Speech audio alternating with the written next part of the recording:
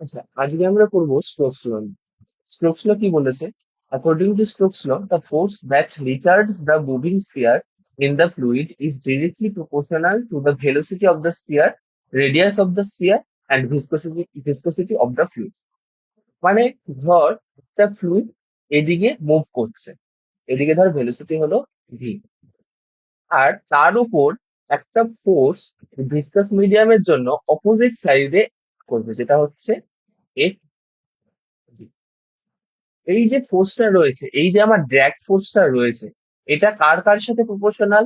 তোর হচ্ছে স্পিয়ারের রেডিয়াসের সাথে প্রপোর্শনাল, তারপর স্পিয়ারের যে ভেলোসিটি আছে তার সাথে প্রপোর্শনাল, আর কোএফিসিয়েন্ট অফ ভিসকোসিটির সাথে প্রপোর্শনাল। তার মানে F V proportional to radius, velocity, আর এটা গেল কি আমার ইটা, যেটা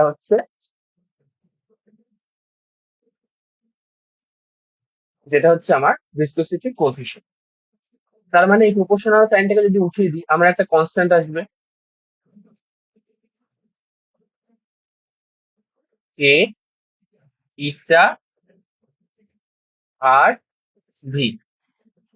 এবার আমরা এক্সপেরিমেন্টালি এই কনস্ট্যান্টের মান বের করেছি 6 পাই। তার মানে আলটিমেটলি তো ফর্মটা কি আসলো?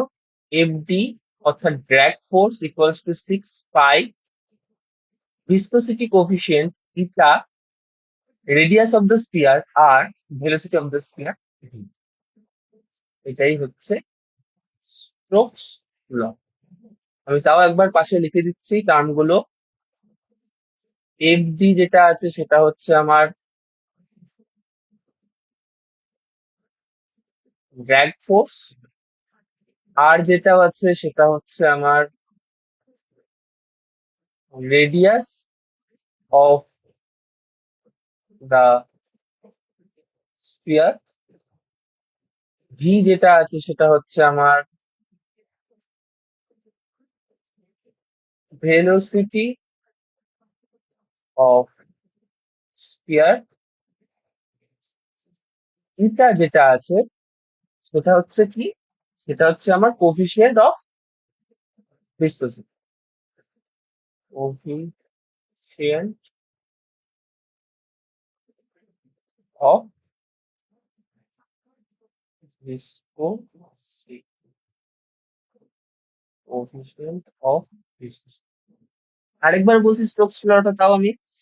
According to Stokes' law, the force that retards the moving sphere in the fluid is directly proportional to the velocity of the sphere, radius of the sphere, and viscosity of the liquid.